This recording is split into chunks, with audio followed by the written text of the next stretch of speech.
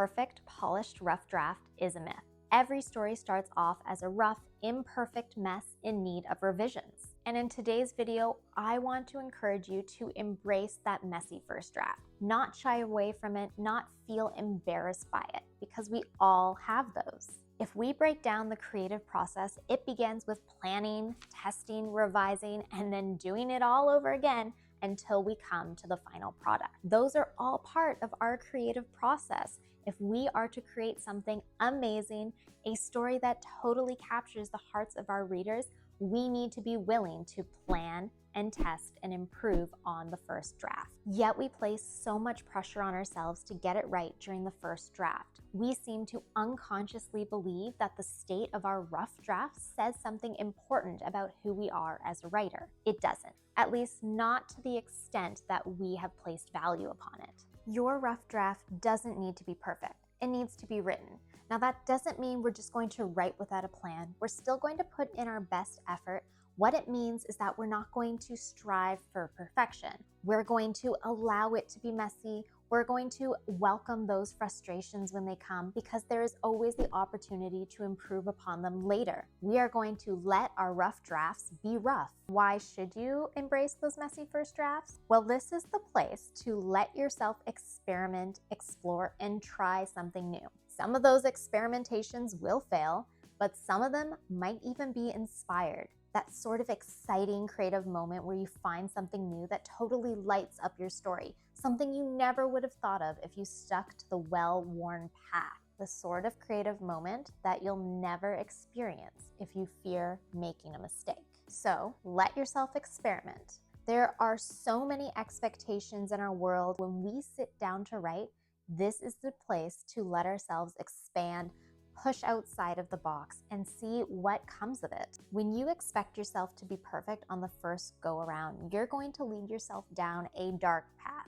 The type of path that leads to creative paralysis, writer's block, loss of inspiration, and a ton of self-doubt. Because we aren't perfect, and neither are any of our stories, published or unpublished. We all need to push past those messy, uncomfortable parts and just get started, because there's no way to share an unwritten story with the world. We need to embrace the messiness, write through it, and keep going. So how can we do that? It feels horrible to note all of the mistakes and imperfections in our novel, to know that it would definitely not be accepted by publishers.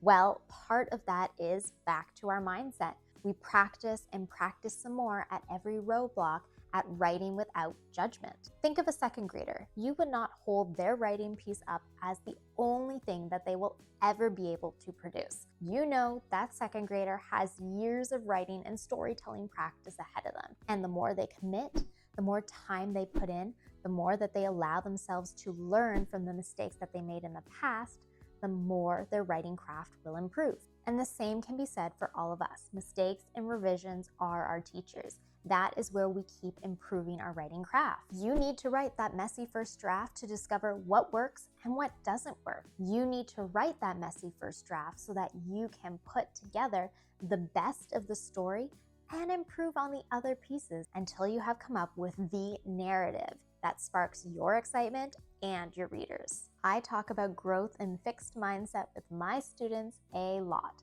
The idea that when you have a fixed mindset, you think this is the bar, I can never get any better, versus a growth mindset, always being willing to welcome feedback, learning from each other, and being willing to try out a new suggestion in our writing. With every first draft, your writing skills will improve. Plot holes, boring characters, and awkward sentences are normal, and all of this can be fixed. You can improve upon any of those problems, and you don't even need to do it alone. Here's a little moment where I can say, if you love this video and want more writing mindset work and tips on storytelling, to like and subscribe to join the community.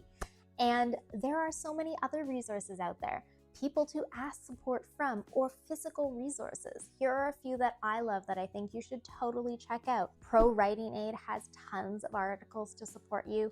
Lisa Cron's books, Story Genius and Wired for Story, will totally help you with character development. and plot holes. All of these are great places to start off improving your writing skills and allowing yourself to seek out those moments of imperfection to build a writing goal as to where you specifically want to improve on your craft next. Many writers have a bad habit of trying to write, edit, and revise all at the same time. We reread what we just wrote, take a sneak peek at it, realize it's not as great as we thought it was, and it totally crumbles our ego. Then we try on the spot to fix it. It gets a little bit harder. We get frustrated and overwhelmed. We shut the laptop and stop writing altogether. Our goal as we embrace a messy first draft is to become okay with letting imperfect pieces of writing lie. Let them sit there for a while. Let your brain do the busy work of trying to solve problems in the background as we keep writing. Just because you left it for now, it doesn't mean that it's always going to stay that way. You always have the opportunity to revise, rewrite, cut it out altogether in the future. We may not love the revision process, but revisions are where our story gains clarity, depth, and even a stronger structure. It's not the first draft where most of those sparks of amazing writing come in, although sparks of inspiration can start there. All of that is to say, embrace your messy first draft. Allow it to exist. Learn from it, because that is where we grow as a writer. Now, if you're looking for some other writing resources to help you improve on your writing craft, watch this video next. In it, I share some of the resources that help transform my novel. Until the next time I see you, take care and happy writing.